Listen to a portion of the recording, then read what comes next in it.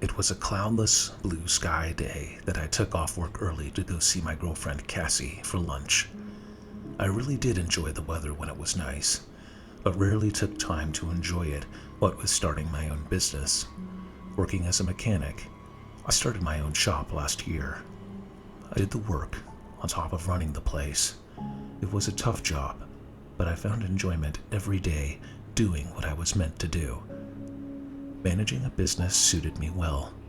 I guess I'd always been a follower my whole life, and now being responsible for employees and the general health of the business really interested me.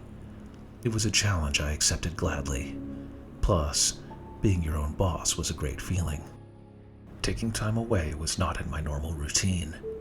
It felt kind of weird to be out and about, but I knew the team back at the shop had everything covered. I sat down at an outdoor table of a nice little cafe downtown. A cloth sunshade cut out the direct sunlight, but left a nice warm radiance to accompany the slight breeze. To say the weather was perfect today was an understatement.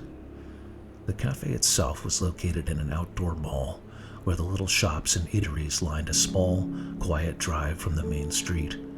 People often came here just to walk the streets and window shop the various businesses. I people watched the various couples walking to and from, hand in hand, and I thought about Cassie and I. We've been together for 5 years. She stuck with me during the rough days when I first opened the shop. I could definitely see a life with us together, and maybe we could start a new chapter very soon.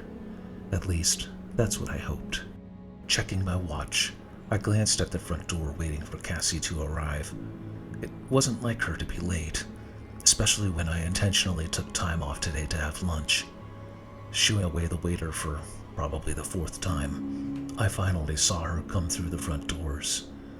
I stood as she approached our table. Pulling out her chair for her, we exchanged brief hellos, your typical catch-up of our days, and commenting on the weather. However, something about this lunch wasn't going quite like I'd planned. She seemed quiet, reserved, at least more so than I was accustomed to her being. I wondered if something happened on the way here. The waiter broke up the small talk and awkward silence by delivering our food. Flipping out a jack stand and setting down his tray, he made space for our plates. As he was packing up his tools, a sound overhead made the 3 of us look up. It was faint at first, almost dismissible, like the sound of a passenger jet flying overhead. As the sound got closer, though, it made a noise unlike anything I had heard before. It was almost like a ripping sound, as if the sky itself was being peeled apart above us. The rest of the diners in the cafe also noticed the disruption, instinctively looking up, even though the cloth sunshade was blocking the view. Because of this, several groups stepped over the small barrier enclosing the outdoor seating area, moving into the open space of the street. Several onlookers out in the open began to point in the sky. Our waiter moved toward the barrier, leaning out to take a look. Something about the event made me uneasy, though, like something was sincerely out of place. Cassie started to get up and move to the edge. I reached out and placed a hand gently on her shoulder. "Hold on. Something about this isn't right," I said. She scoffed and moved forward, leaning over the railing and looking up into the sky. I stood back a couple feet, taking a narrower view of the sky. Whatever was making the noise had come into view at this point, leaving a single contrail in the sky as it flew overhead. Then it suddenly exploded in the sky above us. For a split second, we didn't hear anything. Then a shock wave hit us like a punch in the chest, followed by a sound that was utterly deafening. Many of the people in the street were so caught off guard, they had fallen over in shock of the sudden explosion. Cassie had been so startled, she jumped back several feet to just behind me, looking out from around my back to see what else was happening. The sky, that had once been a beautiful, cloudless blue, had suddenly taken a gray tinge to it. Clouds were moving in, but not in any way I had ever seen before. They were coming together from every direction, congregating to a center point where the explosion in the sky occurred. The area around us began to get dark, shady, as if we had come outside on a rainy or stormy day. Several more onlookers from the cafe went out into the open, enthralled by the mysterious weather patterns that suddenly appeared. I continued to watch, but stayed close to the cafe, not sure what else may transpire. Then, unbelievably, it began to snow. At least, that was the closest thing I could compare it to. It came down from the sky and instantly melted into the ground. Several people out in the open put their arms out, but began laughing at the sudden appearance of winter weather. One person even seemed to be trying to catch a snowflake on their tongue. Our waiter, who had been watching from the railing, reached out his hand to catch one of the snowflakes. He did, and then walked back toward me. "This is so weird," he said. Holding out his hand, I saw the snowflake melt into his palm. What I wasn't expecting, though, was for that liquid to immediately absorb into his skin. He shook his hand like a reflex, as if to wick the water from his body, but it was completely dry now. He looked up at me, and his expression changed suddenly. Something was happening to him that I could not define. His eyes went blank, staring off into the distance. Then his body seized violently, arms and legs unable to control themselves. He fell to the ground. He shook violently, blood coming out of his nose and mouth. Cassie shrieked, jumping back to the wall of the cafe. I couldn't think of anything I could do to help. I looked up and out to the open area where I saw the people before. They were also on the ground, shaking, dying. Panic ensued then. People began piling into the cafe. I pulled Cassie with me and miraculously managed to get us inside just as the cloth sunshade began to leak the deadly liquid onto other frantic survivors. They instantly began to seize and shake as we closed the doors. Everyone inside looked out in horror as the chaos of the outside took hold. People all over the street and sidewalks were collapsing. Cars that had their windows open because of the nice, sunny day were crashing into the sides of buildings and electrical poles. The snow began to come down harder, thicker. There would be no way to avoid it if you were out in the open. Sadly, out in the open was where most people were in this part of town, walking on the nice day, enjoying their lives, completely unaware of the tragedy that would befall them. Everyone inside the cafe was either silently taking in the scene or were quietly sobbing and crying in shock of what had happened. I'll admit, I had no idea what to say to anyone. What had just happened? As the initial shock of the event wore off, the surviving group within the cafe began with individuals breaking off to their own corners. Cassie and I sat quietly at a table inside, while a couple of larger family groups huddled together in one corner. One person, a young man who stood alone, approached our table nervously, glancing at the larger group as he did so.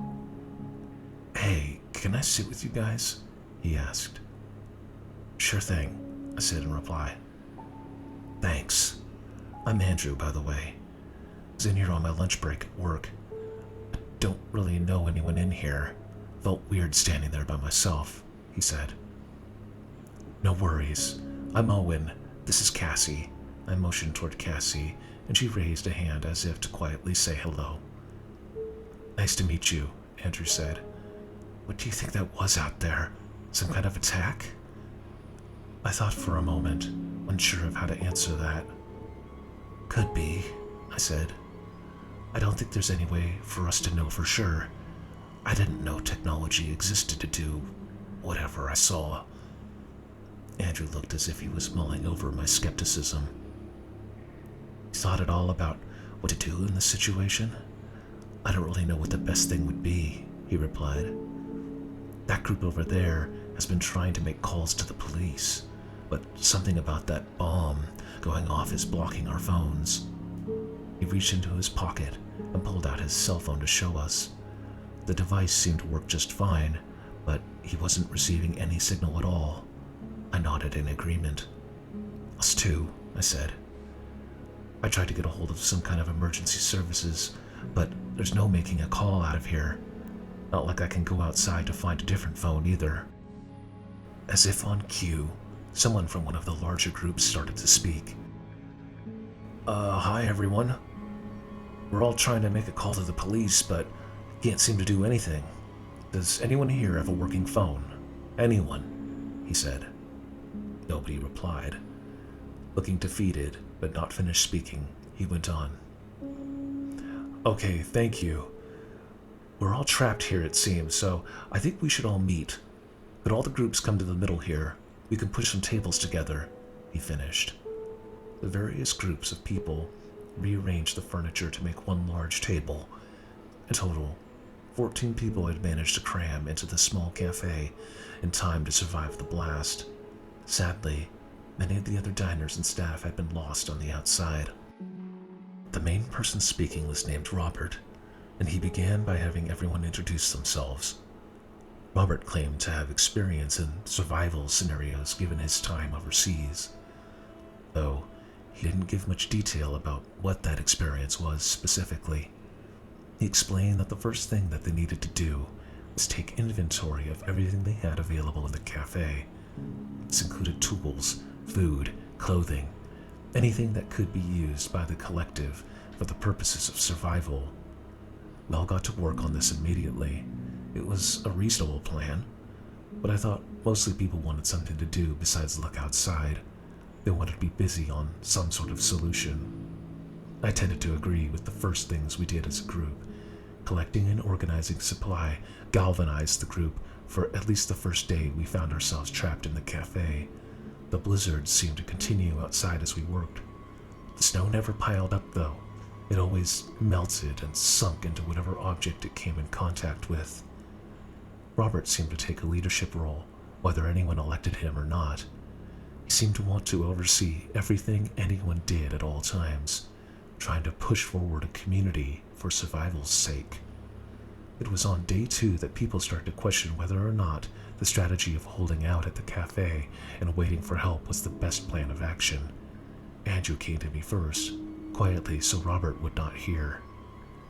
"Hey, Owen, you're a mechanic, right?" he asked. "Yeah, why do you ask?" I replied. "I'm starting to think that sticking it out in this cafe isn't the best idea. Nobody has come to help us out here, and I'm not sure if they would be able to," he went on. "There's a garage underneath this place. Wondering if we can hotwire a car, assuming you know how to do that." "Hotwire? Wouldn't somebody in here have a car parked down there? An employee, maybe?" I asked. "Don't think so. I come here a lot and only ever see that underground lot get filled up after the surface parking gets full. That's only on busy Friday nights. On a sunny weekend for lunch? If there's anything down there, it's probably a maintenance employee," he explained. I thought about it for a moment. Assuming we could find the right car, it was definitely possible to get it running. It would have to be something old, a model before '95. Otherwise, we'd start running into more sophisticated lockout mechanisms that are in cars made today. I wouldn't be able to defeat anything newer without doing some research. With no signal or internet, that's gonna be tough. Some cars will lock out the starter if you get it wrong, I explained. Andrew nodded along as he took in this information. "I think we should bring it up to the group, not just Robert," he said, glancing over his shoulder as he did so. "I know he has everyone hunkering down here, but I think our best option is to try to get out and find help, at least a part of the group going while the rest wait here." We waited until that evening to address the group. Andrew stood during dinner and brought it up. "Everyone, I'd like to propose something," he began. "While it's good we're figuring out how to survive here, we have no way of alerting anyone we're actually trapped here and can be rescued. There's a garage located beneath this building, and I think we should try to figure out getting one of the cars running." This proposal was met with silence by the group. Only Robert responded when Andrew looked around for some kind of consensus. We're fine here. Plenty of food to last us a while, and this can't last forever. Robert motioned to the outside window, which still had a blizzard of lethal snow pouring down. Just add more risk to the people here by trying to move around more. I understand the added risk, Andrew said. But there's a huge reward possible if we can get word out there that we're trapped. Maybe the snow stops eventually. Maybe we can find people that can help us. Robert stood then, folding his arms and addressing Andrew directly. Even if you could get down to the garage safely, how would you get a car running? Are you sure there's even something we could use down there? He asked. No, I'm not. But if there is one, Owen here's a mechanic. He could get one running if it's the right year, Andrew explained. Robert scoffed, unfolding his arms and looking away, dismissing Andrew's idea with a gesture. I don't think this will work, but if you want to risk your own life going down there, I won't stop you, he said. The group continued to eat in silence, not wanting to acknowledge either Robert or Andrew. I wasn't sure what had overcome everyone, perhaps the shock of this whole thing, coupled with the desire to make sure everyone got along. Andrew approached me later that evening, asked if we could check out the garage in the morning, which I agreed. I turned to Cassie after he left, who was quietly reading a book she found in one of the manager offices. I can get one of these cars running. We should go with Andrew to find help. I don't know how comfortable I am with all these people, and I think Andrew's right. The snow can't go on forever, I said. She nodded, quietly turning the page of her book. I looked at her more directly then, wanting to find out what was wrong. What's up with you? I asked. She put her book down, looking at me quizzically. What do you mean? She said. You've been quiet this whole time, and not just since that thing exploded. You were super distant at lunch as well. What's up? I asked more directly. Nothing is up. I don't know what you're talking about, she replied, but she said it with slightly raised eyebrows and with an air of sarcasm. I could tell that she was hiding something, that sense you get in a relationship that something is obviously wrong and you have to go figure out what it is. I continued to press her on the topic, but the more I did, the more annoyed she seemed to get.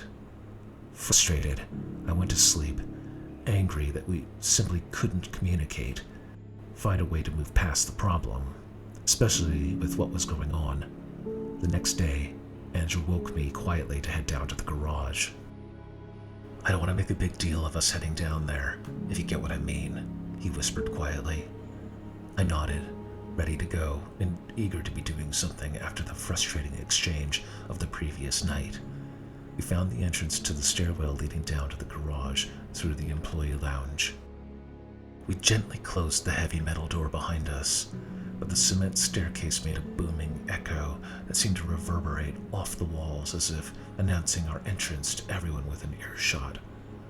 The stairway was otherwise eerily quiet, almost oppressively so. Every sound felt unnatural, disturbing the otherwise peaceful, still, and quiet that the mall had become after the event upstairs. We found the entrance to the garage, and opening the doors wide revealed a scene that we were not expecting. Apparently, people in a panicked state had tried to make it down the ramp to the garage floor. They hadn't made it, though. The snow had touched them as they made their way down the ramp. A scattering of bodies covered the ramp outside, where the blizzard continued to rage on. They were not moving, and we could only assume they had fallen victim to the snow, which had proven to be 100% fatal. Should we do something about that? I asked. If we get a car running, I don't think I could bring myself to drive over them. Andrew looked for a moment at the victims of the snow, shaking his head. We can try. Maybe the ones furthest away from the entrance. I don't know what we can do for them to pay proper respect. Not in this place, anyway. Let's worry about that later, though. We don't even know if we'll find a car, he concluded. We did find a car, though. An old 91 Toyota Camry. Assuming it had enough gas in the tank, it was a good candidate for us to hotwire. There was a basic toolbox in the manager's office of the cafe, so I told Andrew I would get started on it right away. Returning to the main floor, only a few people had woken up. organizing their sleeping areas. Cassie was still asleep. Not wanting to wake her, I decided I would get started on the car now, let her sleep before we got ready to leave. You go ahead and get started without me. I'm going to speak with Robert first, let him know what we found, Andrew said. I nodded, grabbing the toolbox and heading through the door that led to the staircase. I reached the car and looked through the windows. Apart from some trash on the floor, it was in relatively good condition for being such an old car. Breaking through the lock on the driver's side door, I got to work tearing out the steering column panel and working on the wiring. A noise behind me made me jump, though, the garage being so eerily quiet, other than from the work I was doing. It was Cassie. She had come down from the cafe to talk to me. Hey, Andrew said you'd be down here, she said. Yeah, I didn't want to wake you. Look, I'm sorry about last... started to say, but she interrupted me. I'm not going with you, she said abruptly. Didn't know how to tell you yesterday. I've been wanting space for a while. She trailed off there for a moment. Placing her hand to her mouth, she seemed like she was holding back tears. I was going to say we should spend some time apart yesterday, she said. I threw my tools down on the floor of the car, turning to Cassie, who stood there waiting for my reply. So this is why you've been giving me this silent treatment for the last 3 days, huh? I asked. What happened? What was so bad that you felt we needed to break up? You're never around, Owen, she said. When do we see each other? You only think about yourself. Only think about myself, I raged back at her. I'm running a business, trying to set up a successful life for us. You really think that you're doing that for us, Owen, she said. I'm not even on your priority list. It's all about you and your success. I'm just along for the ride, and I'm tired of being put last. You're wrong about that. Everything I do for us, I said. When I said it, though, I may have been trying to convince myself. Keep telling yourself that, she said, and she began to walk away toward the exit. As the door to the garage closed behind her, it felt like the end, a chapter in our lives coming to a close, and, sadly, on such a negative note. I felt an urge to go after her, but what she said stuck with me. That I only think about myself, that I only make time for myself, what I want to do. My reflection on the breakup was suddenly crashed by the arrival of Andrew and Robert. They approached me, Andrew in the lead. Robert eyed me, and then Andrew as he approached the old Toyota. Robert's agreed to give us a portion of the supplies if we can get the car running, Andrew said. How's it going here? Fine, I said shortly, not really in the mood for a conversation. Great, he said, not really picking up on my tone. I'll start clearing the ramp, what's possible to clear anyway. He moved off toward the ramp, leaving Robert there with me. I resumed my work on the wiring under the steering column, identifying the wires that would be the battery, ignition, and starter. I looked back to the toolbox to grab some wire strippers, but Robert was already there, holding them out to me. Oh, thanks, I said awkwardly, not expecting him to know what I needed. Sure thing, he said, more monotone and quiet than I had heard him before. Didn't think you guys would actually find something down here. I continued to work while listening, stripping the insulation off the battery and ignition wires. Got lucky, I guess, I replied, focusing on my task. Guess so, Robert said as he watched me twist the wires together. Suppose you guys want food, water, all of these tools to take with you too, huh? I hadn't really thought about any of that yet, I said while locating the starter wire. This is something you talk to Andrew about, not me. Right, he said, elongating the word to force the sarcasm on me. I didn't respond, just continued with my job. Whatever beef this guy has with Andrew doesn't concern me. Thought we'd all agreed on this plan already. I work with people of all backgrounds, skill sets, in a mechanic's shop. This guy's attitude didn't really faze me.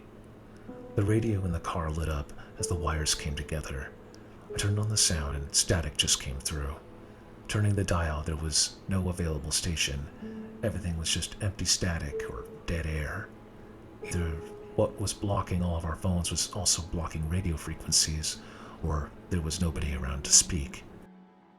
Whatever the reason, I shut off the radio, satisfied that there was power running through the ignition.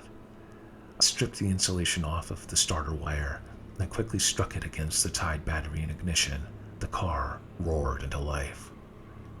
"Wow, nice work," Robert said in the same monotone voice.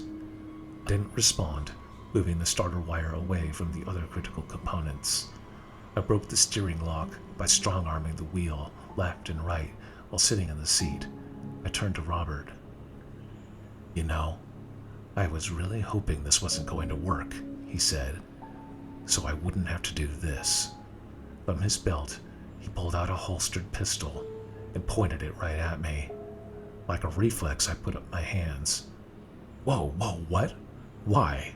I blurted out, brain struggling to come up with something more articulate. "You're not taking our supplies. This is a stupid idea," he replied. His hand shook as he pointed the gun at me, finger on the trigger. He didn't seem like he was prepared to do this, shoot to kill me in cold blood. "Robert," I said, my hand still raised. "Look, I can stop the car. We can come up with a different plan. There's no need to—" "Shut up!" he said.